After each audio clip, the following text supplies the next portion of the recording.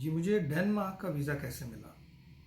Denmark मेरा Shenzhen का अ, चौथा वीज़ा था जो मैंने इस्लामाबाद से लिया। लोग कहते हैं ना डेनमार्क से वीज़ा नहीं मिलता और टूरिस्ट वीज़ा नहीं मिलता। मैंने टूरिस्ट वीज़ा लिया है, विज़िट वीज़ा लिया है डेनमार्क का। मैं आपको मज़ीद आगे बताता हूँ उसमें डॉक्यूमेंट क्या क्या थे, कितना मुझे मिला, ड्यूरेशन क्या था और कितने दिनों का मैंने प्लान लिया था। तो डेनमार्क वीज़ा जो है वो मैंने इस्लामाबाद की एम्बेसी, जो डैनिश एम्बेसी है, उससे लिया और कितने दिनों में मेरे, और बहुत जल्दी लग के आ गया था। तकरीबन 15 दिनों में आ गया था। और इसमें सिर्फ वो कॉल पे आपको कोई पाकिस्तानी खातून थी, उन्होंने एक दो दफ़ा कॉल भी दरमियान में की कुछ डॉक्यूमेंट्स के हवाले से, ट्रैवल प्लान के हवाले से। चूँकि मैंने जितने भी ट्रैवल प्लान इसमें दिए थे वो लंबे दिए थे, जैसे कि पिछले मैंने आपको बताया कि बेल्जियम का जो मैंने ट्रैवल प्लान नीदरलैंड का दिया था वो मैंने 40 डेज़ का लाइक दैट इस तरह। तो ये ट्रैवल प्लान जो डेनमार्क का था ये भी मैंने 40 डेज़ का दिया था और ये वीज़ा भी मुझे 40 डेज़ का ही मिला। और इसकी जो वैलिडिटी थी वो 60 डेज़ मुझे मिली। मल्टीपल एंट्री था, यानी 90 डेज़ होता, लेकिन 60 डेज़ मुझे दिए गए कि इन 60 डेज़ में आप ट्रैवल कर सकते हैं प्लान के मुताबिक और 40 डेज़ आप वहाँ रह सकते हैं। तो 40 डेज़ मुझे वीज़ा मिला, क्योंकि मेरी जर्नी जो है वो 2-3 मुल्कों की थी। डेनमार्क के साथ नॉर्वे था, लाइक फिनलैंड था, इस तरीके से मैंने वो दी, तो मुझे ये वीज़ा इस तरीके से मिला। तो यानी जो डैनिश एम्बेसी है, ऐसा नहीं है कि वो वीज़ाज़ नहीं देती। ये मैं आपको बता दूँ, शेंजन वीज़ा मेरा चौथा वीज़ा था। पहला वीज़ा मुझे बेल्जियम का लंदन से मिला, दूसरा मैंने बेल्जियम का लिया इस्लामाबाद से, और तीसरा मैंने इस्लामाबाद से लिया नीदरलैंड का, और चौथा वीज़ा मैंने इस्लामाबाद से ही लिया डेनमार्क का, जिसका मैं अभी वीडियो बना रहा हूँ। तो टोटल मैंने आपको कहा 7 वीज़ाज़ मेरे पास हैं। तो आगे आने वाली वीडियोज़ में मैं आपको फर्दर भी 5वां जो वीज़ा है वो भी मैंने डेनमार्क से लिया था, लेकिन थोड़ा बड़े इंटरेस्टिंग वो वीज़ा मुझे मिला है, ज़रूर देखिएगा। तो इसमें भी आपके जो जनरल वही डॉक्यूमेंट्स हैं, फार्म, तस्वीर, आपकी फैमिली FRC, आपका बिज़नेस के डॉक्यूमेंट्स, या एम्प्लॉई हैं तो उसके डॉक्यूमेंट्स, और आपकी बैंक स्टेटमेंट और सारी। और बैंक स्टेटमेंट एज़ यूजुअल मैंने कोई इतनी बड़ी बैंक स्टेटमेंट नहीं लगाई थी, और जो भी मेरी रनिंग ट्रांजैक्शंस होती हैं आती हैं और वो चली जाती हैं, ऑफ कोर्स वो मैंने जिक्र किया था।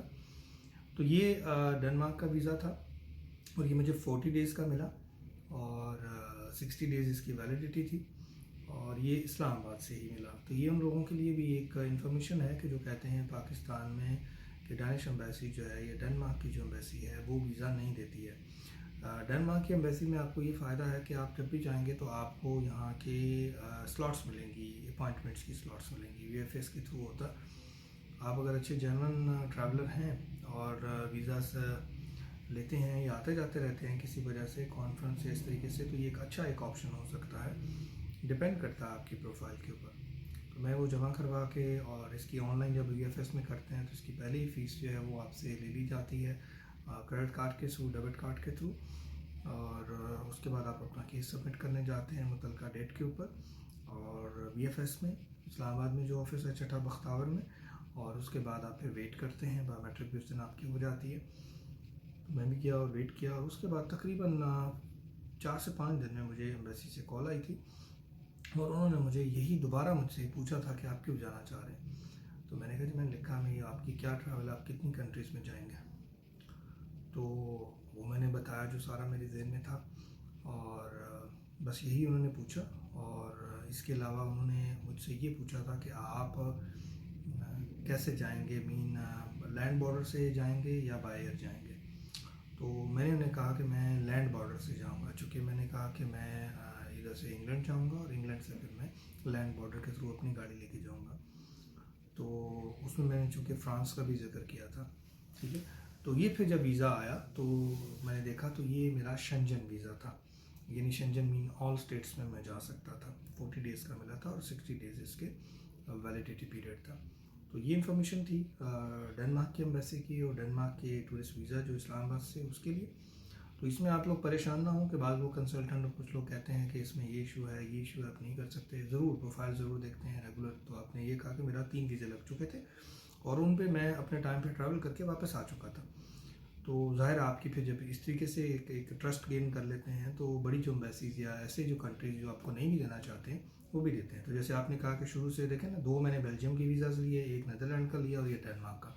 तो इसमें सारी जो एम्बेसीज़ हैं वो तगड़ी और बड़ी एम्बेसीज़ हैं और बड़े मुल्क हैं जिनके आप सुनते होंगे कि इनके रिफ्यूज़ल बहुत होते हैं। तो मैंने सारे जो वीज़ाज़ हैं अब तक वो लिए हैं।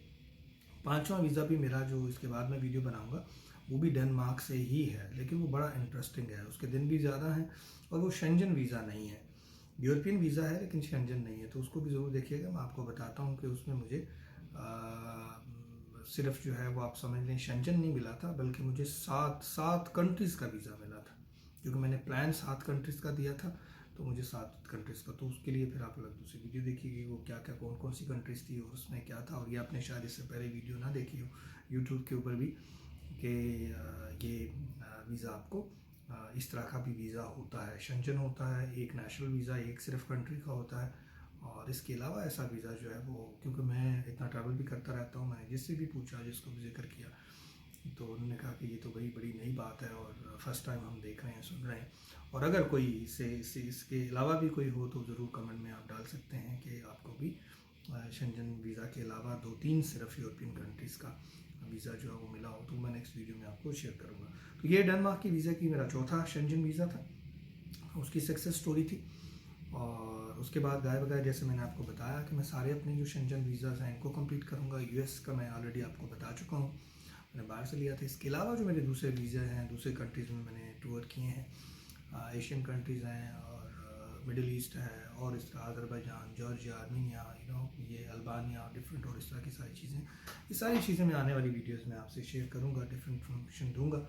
और उसमें इमिग्रेशन के ऊपर भी बनाऊंगा वीडियोस की, इमिग्रेशन कैसे होती है, कैसे करनी चाहिए, किन चीज़ों का ख्याल करना चाहिए। मैं ये सीरीज़ इन चीज़ों को ज़रा कंप्लीट कर लूँ, तो उसके बाद फिर मैं आपको इमिग्रेशन कैसे होती है, किन चीज़ों का ख्याल करना होता है, तो वो आपको भी मैं आगे जिक्र करूँगा।